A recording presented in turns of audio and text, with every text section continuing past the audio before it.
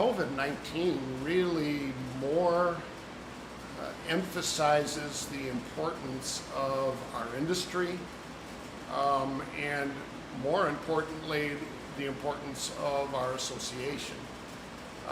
In that, in these trying times, TMA really took the lead in providing information and helping to support and helping to guide its members through this very complex time. And even through avenues as CMS SIG, there was an uptick in members reaching out to members to help one another and to share with one another what their experiences are. And for me, in my view of TMA, and what I would like to see is I would like to see people recognize this as kind of the heart and the foundation of why you should belong to an association.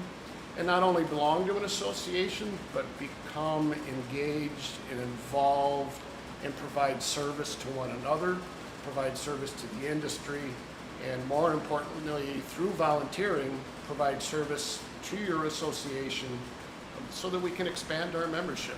We can be more relevant. We can provide assistance.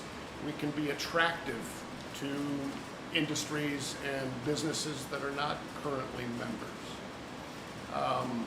I also think COVID has provided us with an opportunity, and the opportunity is that we really have to rethink and reimagine not only what TMA is to its members and how it connects and communicates and teaches and trains,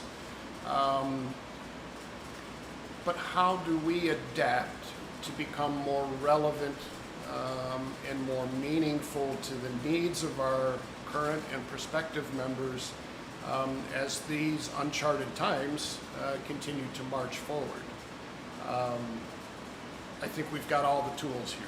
We've got a lot of intelligent women and men, both on staff and as volunteers and as members.